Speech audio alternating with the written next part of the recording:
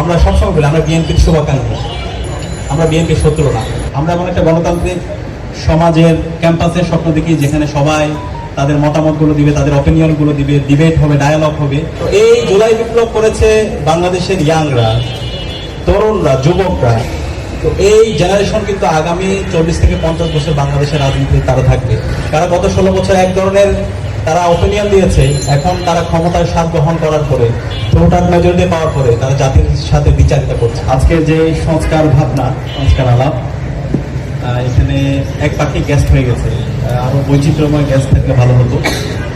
তো আমি গতকালকে বাংলাদেশের ফেসিবাদ বিরোধী যত ছাত্র সংগঠন আছে প্রত্যেকটা ছাত্র সংগঠনের কেন্দ্রীয় সভাপতিকে আমি ফোন দিয়েছি এবং তাদেরকে আমি রিকোয়েস্ট করেছি। আমি বলেছি ঢাকা বিশ্ববিদ্যালয় কেন্দ্রীয় ছাত্র সংগঠনের ডাকসুর পক্ষ থেকে আমরা সংস্কার আলাপ করছি, গণভোট ও অধ্যাদেশ ছাত্র নেতৃত্বের ভূমিকা শীর্ষক আমাদের আলাপ হবে। সেখানে আপনাদের অপিনিয়ন গুলো দেন, সেটা পক্ষে হতে পারে, বিপক্ষে হতে পারে, কোনো সমস্যা নাই।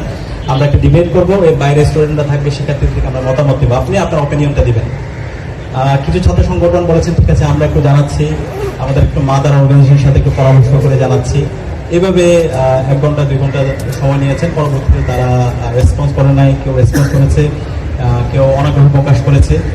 তো আমরা খুব খুশি হতাম আজকে যদি ফেসিবাদ বিরোধী সকল ছাত্র সংগঠন এখানে উপস্থিত হতো, তাদের মতামতগুলো দিত এবং তাদের যে অপিনিয়ন, আজকে সংস্কারের অনেকে বিপক্ষে অবস্থান নিয়েছেন, তাদের অপিনিয়নগুলো, তাদের যৌক্তিক আলোচনাগুলো যদি আমরা শুনতে পারতাম এবং পুরো জাতি যদি শুনতে পারতো তাহলে খুব ভালো হতো। এবং আজকে আমরা যে সংস্কার আলাপগুলো করছি এগুলো ইতিহাসের দলিল হিসেবে থাকবে। আজকে আমাদের 3 নাম্বার আলাপ চলছে, এর আগে আরো 2টা হয়েছে।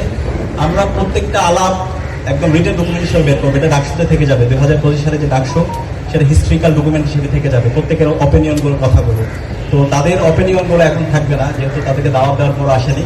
তো আমরা আশা করবো সামনে আমাদের এই আলাপগুলো চলতে থাকবে, সেই আলাপগুলোতে সামনে তারা উপস্থিত হবে এবং তাদের মতামতগুলো ছাত্র সমাজের কাছে তারা পরিষ্কার করবে, জাতির কাছে পরিষ্কার করবে।